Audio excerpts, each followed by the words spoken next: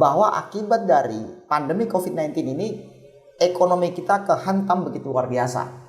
Dan bahkan kalau kita bandingkan dengan ketika kita misalnya kena krisis moneter di tahun 98 misalnya, ini jauh lebih parah. Pertanyaannya adalah, pemerintah sudah mendesain regulasi itu dengan baik atau belum? Kemudian ada pertanyaan lanjutan lagi. Ketika misalkan pun regulasi sudah terdesain dengan baik, bagaimana implementasi di lapangan? Karena kalau kita lihat bahwa regulasi-regulasi pemerintah ini belum tepat sasaran ke UKM. Padahal sebenarnya kalau pemerintah bisa menginjek dengan tepat sektor ini, maka daya ungkit ekonominya akan luar biasa. Polanya sudah bagus, regulasinya sudah cukup bagus. Pertanyaannya adalah seberapa banyak yang memang itu betul-betul masuk ke masyarakat yang memang membutuhkan. Iya, benar. Jangan sampai regulasinya bagus, tapi uangnya itu masuk berputar kembali ke konglomerasi besar misalnya. Itu akan menjadi PR tersendiri. Kita ini negeri agraris, tapi lebih dari 76% petani itu tidak bisa mengakses perbankan. Banten itu salah satu lumbung pangan loh, termasuk 10 besar pensuplai dan pemproduksi beras. Tapi serapan kur di Banten itu termasuk yang 10% paling rendah gitu. Ini ketika diskusi dengan BPS menyampaikan data bahwa 64% penerima kartu prakerja ini sebagai contoh, ternyata malah justru orang yang masih kerja.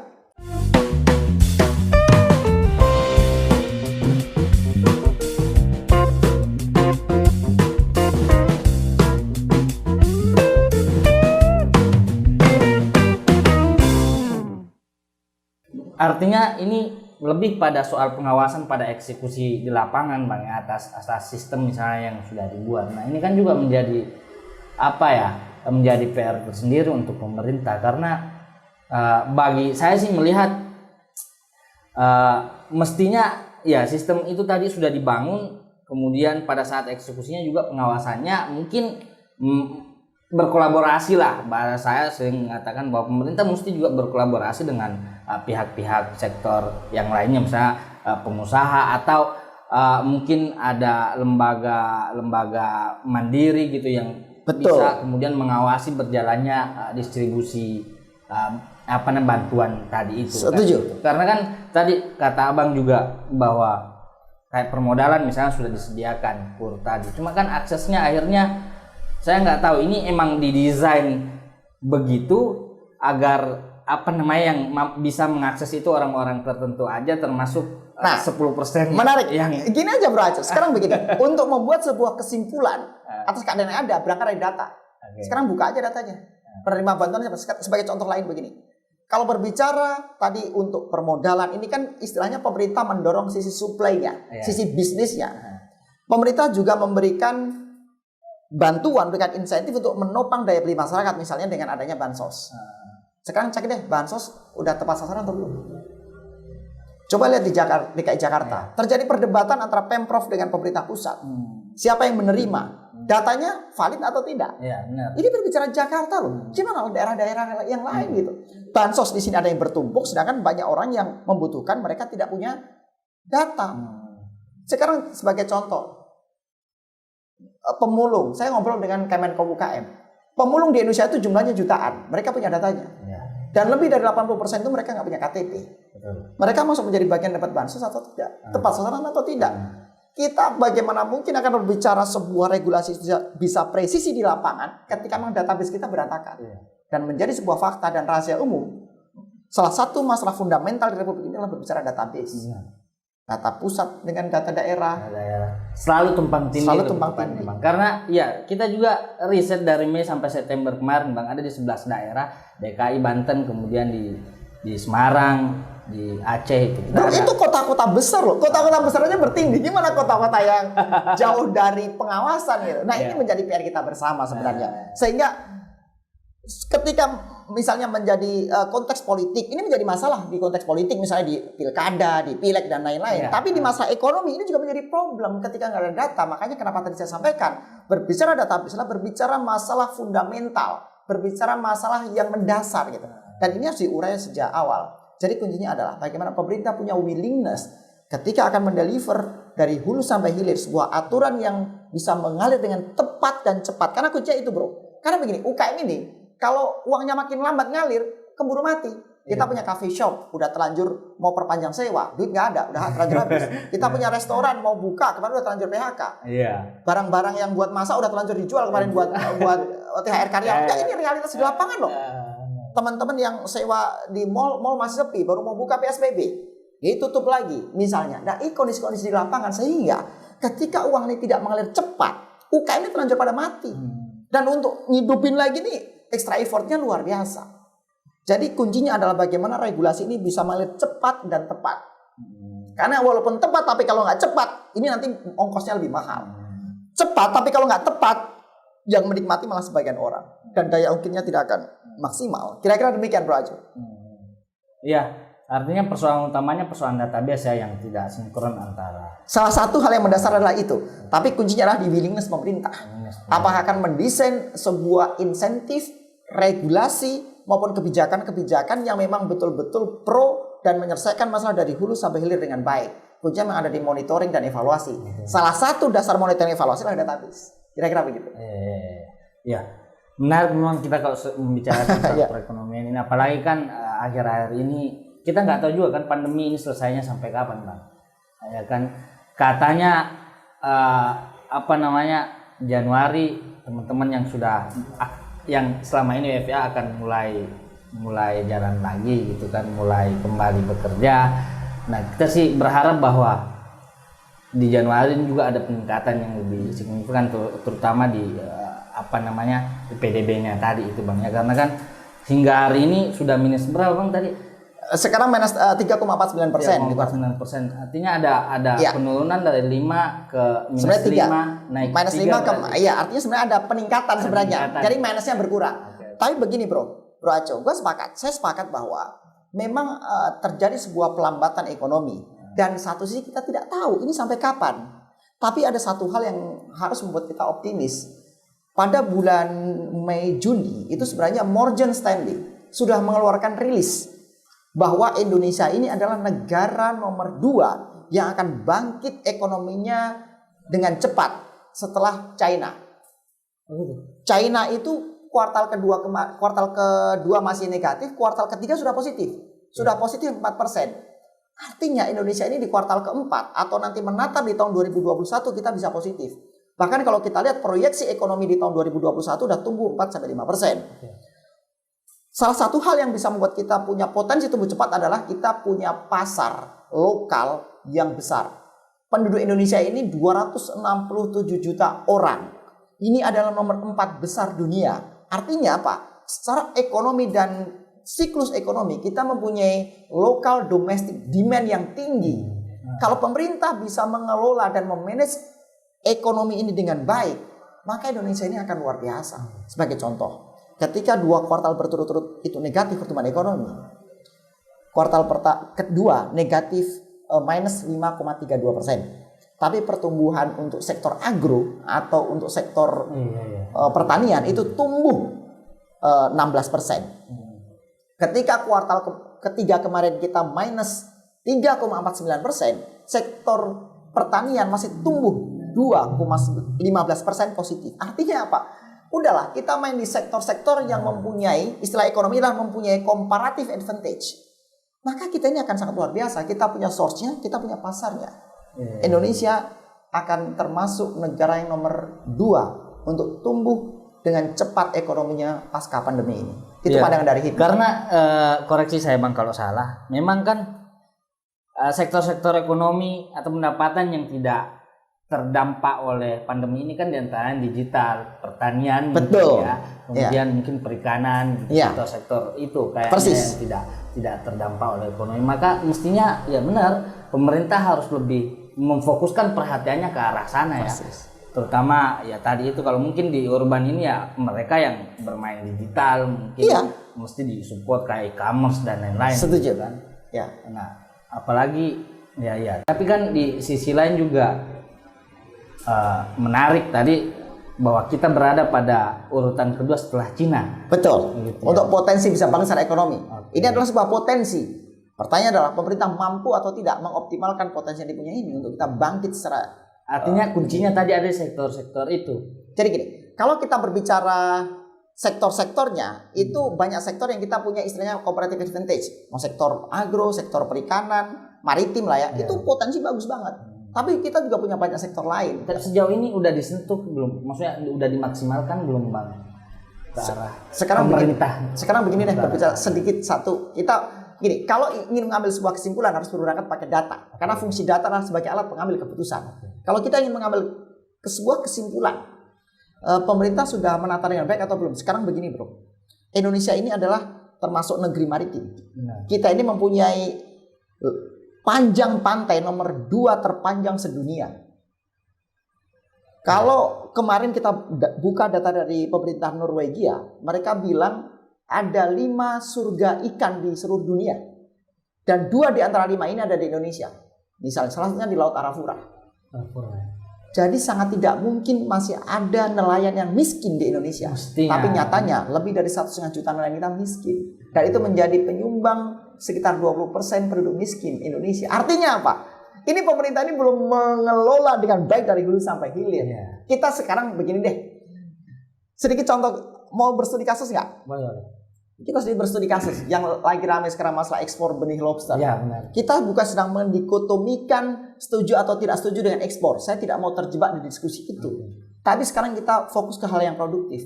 Coba selama 5 tahun terakhir, kalau orang selalu berdebat boleh atau tidak ekspor, harusnya kita berpikir terbalik. Sekarang 5 tahun terakhir, seberapa banyak petani yang bisa budidaya lobster? Petani itu simple bro. Kasih mereka teknologinya, satu. Kasih mereka modalnya, jangan diminta jaminan ke mereka. Yang ketiga, kasih pasarnya.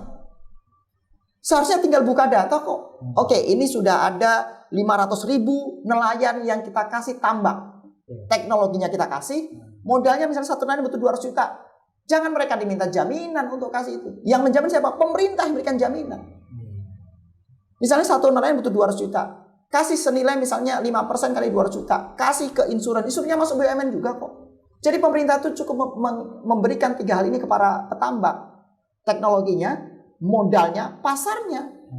Sehingga kalau harusnya petambak itu kalau mereka punya penghasilan 10-20 juta per bulan, itu sangat mungkin gitu. Tapi pemerintah punya willingness untuk itu atau tidak. Jangan berdebatnya cuma masalah ekspornya boleh atau tidak. Ini masalah monopoli eksportir. Ini forwardannya monopoli. Itu kan kita terjebak sama hal yang sangat teknis, sangat kecil, dan nggak substantif. Substansinya di mana? Di nelayannya. Coba tanya balik. Selama 5 tahun terakhir, berapa ribu nelayan yang kemudian punya tambak baru yang didesain oleh pemerintah? Jangan kasih mereka hibah. Jangan. Ini B2B aja. Kalau hibah itu nggak produktif, kasih mereka pinjaman bank, tapi pemerintah yang menjamin pinjaman itu. Kreditnya yang jamin pemerintah. Jadi ketika misalnya cukup nunjukin bahwa dia adalah petani, petambak, nelayan, kasih dia akses perbankan.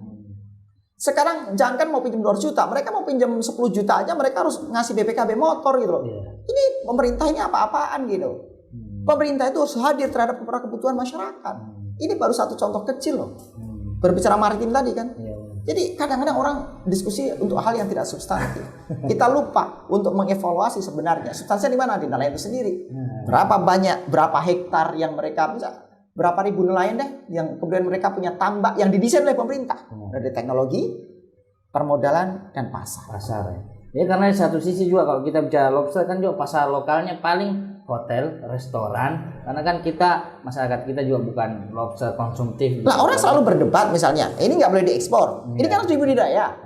Kan selalu perdebatan kayak gitu. Kalau dibudidaya nelayan pasti sejahtera. Tapi nelayan suruh datang ke bank, dia mau bikin tambak, suruh mau minjem 100, 200, 300 juta. Susah mereka itu kadang-kadang mohon maaf, kadang jangan-jangan mereka belum pernah datang ke bank. Benar. Mereka datang ke bank bisa aja lepas sandal gitu. Karena mereka gini, literasi keuangan masyarakat kita cenderung masih rendah. Sehingga ini menjadi tanggung jawab pemerintah juga. Ya artinya pemerintah memang harus menjemput bola lah Bang ya, karena kan ini ya tadi Abang bilang bahwa ya mohon maaf literasi digital tadi, literasi keuangan kita tadi itu ya sangat minim. Orang jangankan mau minjem duit, ini jangan di kepalanya minjem duit nanti ada rentenir yang datang kemudian.